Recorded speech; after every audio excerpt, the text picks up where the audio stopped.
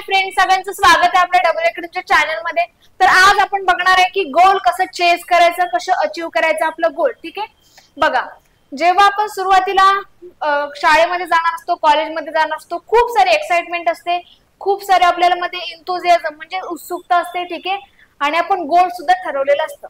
आपण जेव्हा क्लासमध्ये जातो बघा, जेव्हा आपण लहान होतो तेव्हा आपल्या टीचर आपल्याला विचारतात की तुझं काय एम आहे, गोल आहे, प्रत्येकाला गोल विचारत असतात। ठीक आहे, तर आपण सांगतो मला हे बनायचंय, ते बनायचंय, हे बनायचंय, पण त्यापैकी किती लोक खरं त्यांचं गोल अचीव करतात? तर फक्त 1% लोक स्वतःचं गोल अचीव करतात। तर आपण याच मुद्द्यावरती आज बोलणार आहे की स्वतःचं गोल कसं अचीव करायचं। ठीक आहे, याचे 3-4 मुद्दे आहेत।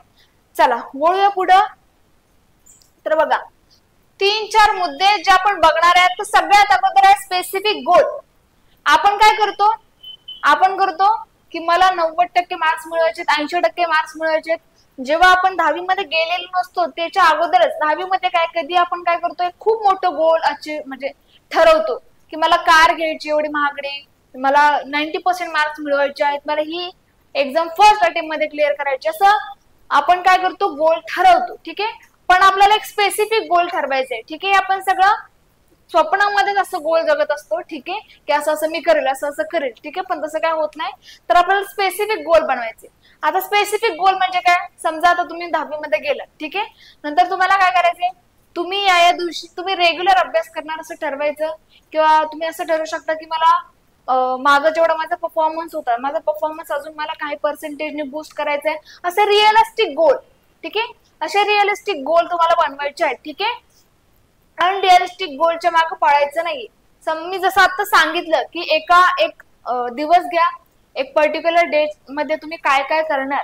ठीक आहे, तुमचा परफॉर्मन्स मागच्या परफॉर्मन्स पेक्षा कसं चांगलं होईल, किंवा या इतक्या टक्क्यांनी 15% माझा परफॉर्मन्स चांगला झाला पाहिजे, 20%, आणि तुम्ही काय कुठं तुमचं चुकतंय आणि तुम्हाला कुठं करेक्ट करायची गरज आहे। ठीक आहे, म्हणजे तुमच्या चुकांकडे तुम्हाला कुठे लक्ष द्यायचंय। ठीक आहे, हे सगळे स्पेसिफिक गोल झाले, रिअलिस्टिक गोल झाले। ठीक आहे, समजा आता तुम्हाला याचं एक्झाम्पल देते, समजा तुम्हाला लास्ट एक्झाम मध्ये 50 मार्क पडले होते, 100 पैकी 50 मार्क पडले होते। ठीक आहे, फक्त एक्झाम्पल देते।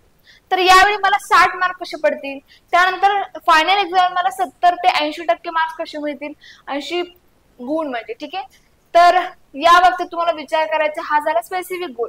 दुसरं काय आहे, राईट डाऊन युअर गोल। ठीक आहे, जे लोक स्वतःचा गोल लिहितात त्यांचं गोल अचीव होण्याचे चान्सेस सगळ्यात जास्त वाढतात। ठीक आहे, त्यामुळे तुम्हाला काय करायचं, छोटी डायरी घ्या, तुम्ही काय ठरवले, तुम्ही या दिवशी काय काय ठरवलेले, अमुक दिवशी अमुक गोष्टी करायच्या आहेत असं ठरवायचंय आणि तिथे लिहायचंय। ठीक आहे, लिहिणं एवढं इफेक्टिव्ह का असतं, कारण जेव्हा आपण लिहितो तेव्हा आपल्या डोक्यामध्ये बाकी कुठला विचार चालत नाही, आपला सगळा फोकस लिहिण्यावरती असतो। ठीक आहे, त्यामुळे लिहिणं इज द बेस्ट ऑप्शन। ठीक आहे, त्यानंतर बघा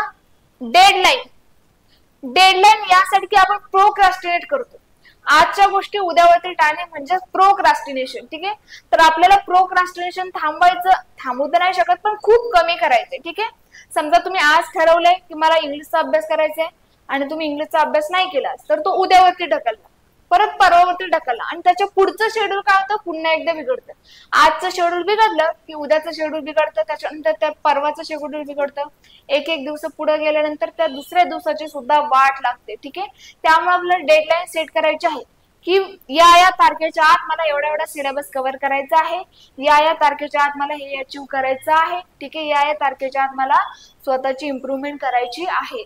ठीक आहे, तर अशी डेडलाईन सेट करा, जेणेकरून आपण प्रोक्रॅस्टिनेट जरा कमी करतो, आणि आपल्या बॅक ऑफ माइंड मध्ये सुद्धा चालत राहतं की काय, एक डेडलाईन सेट केलेली आहे। रिंगटोंग नाही म्हणतात, पण एक काय म्हणू शकतो आपण त्याला, अलार्म साठी टिक वाजतं जेव्हा आपण डेडलाईन काय फिक्स करतो तेव्हा। ठीक आहे, तर डेडलाईन फिक्स करणं खूप इम्पॉर्टंट आहे। त्यानंतर अनालाइज, आता तुम्ही किती इम्प्रूव्ह झालात, तुम्ही हे सगळ्या गोष्टी ठरवलं, आता तुम्हाला सांगितलं तुम्ही या गोष्टी ठरवल्या, पण तुम्ही किती गोष्टी केल्यात।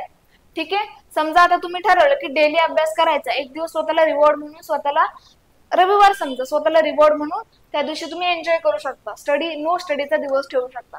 पण तुम्ही 7 दिवस म्हणजे 6 दिवस तुम्ही केलंय का स्टडी, केलंय का, त्यापैकी किती दिवस तुम्ही केलं नाही, किती दिवस तुम्ही प्रोक्रॅस्टिनेट केलंय, किंवा तुम्ही किती इम्प्रूव्ह केले। तुम्ही 7 दिवस ठरवलं तर तुम्ही 7 दिवस आता अभ्यास केलेला आहे, हे सगळं अनालाइज करणं खूप इम्पॉर्टंट आहे।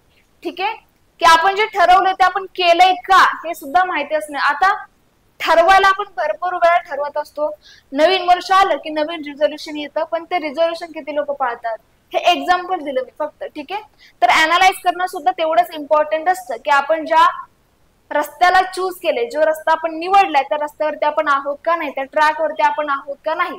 आपण इम्प्रूव्ह करायचं ठरवलं होतं, आपण 50 यावेळी 70% टार्गेट केलं होतं, अचीव केलंय का. तर यासाठी एक बेस्ट ऑप्शन म्हणजे तुम्ही एक्सेल शीट घेऊ शकता. जी कम्प्युटरमध्ये एक्सेल शीट असते त्या एक्सेल शीट वरती तुम्ही काय करू शकता, तुमची प्रोग्रेस मांडू शकता किंवा तुमचं शेड्यूल मांडू शकता, तुमची इम्प्रूव्हमेंट मांडू शकता. ठीक आहे, तर असे 4 पॉइंट्स होते. हे अप्लाय केल्यानंतर 100% गॅरंटेड तुम्हाला नक्की फायदा होणार आहे. ठीक आहे, फक्त बघायचा नाही व्हिडिओ, तुम्हाला अंमलबजावणी म्हणजे इम्प्लिमेंट सुद्धा करायचं आहे याच्यावरती. ठीक आहे, तर आता आपण बोलू पुढं. बघा, आपण आता 10वीची बॅच लॉन्च केलेली आहे 2024-25 इयर साठी. याच्या आपण फीचर बघूया बॅचचे. तर सगळ्यात सुरुवातीला तुम्हाला यामध्ये मिळत आहे जुन्या प्रश्नपत्रिकांचे विश्लेषण. ठीक आहे, म्हणजेच PYQs. त्यानंतर सर्व विषयांचे recorded lecture, test series, e book notes तुम्हाला यामध्ये फ्रीली इन्क्लूड करून दिलेला आहे. व्हिडिओ तुम्ही डाउनलोड करून तुमच्या सोयीनुसार वेळेनुसार बघू शकता. आणि last but not the list की लेक्चर मिस झाल्यानंतर तुम्ही पुन्हा लेक्चर बघू शकता. ठीक आहे, अशी आपली 10वीची बॅच आहे. बॅच जॉईन करण्यासाठी खाली दिलेल्या नंबरवरती कॉल करायचा आणि लगेचच बॅच जॉईन करायची आहे. फक्त 50%, फक्त तुमच्या 50 विद्यार्थ्यांसाठी असणार आहे बॅच असणार आहे. ही बॅच लिमिटेड लोकांसाठी आहे, त्यामुळे लगेचच कॉल करून बॅच जॉईन करायची आहे. ठीक आहे, आणि या बॅचची प्राइस आहे 5000 रुपये आणि व्हॅलिडिटी आहे 1 वर्षाची. ठीक आहे, 1 वर्षाच्या व्हॅलिडिटी सोबत तुम्हाला ही बॅच मिळत आहे. ठीक आहे, भरपूर व्हॅलिडिटी आहे. चला, तर लगेचच कॉल करा, वेळ घालू नका, लिमिटेड आपल्याकडे सीट्स आहेत. आजचा व्हिडिओ जर तुम्हाला आवडला असेल तर तुमच्या फ्रेंड सोबत शेअर करा आणि लाईक नक्कीच करून जायचे. असे भरपूर हेल्पफुल व्हिडिओ तुमच्या वाट बघत आहेत आपल्या डबल अकॅडमीच्या चॅनलवरती. जर तुम्ही ते बघितले नक्कीच तुम्हाला आवडतील. ठीक आहे, तर यासाठी इथेच थांबतोय आपण. Thank you, bye.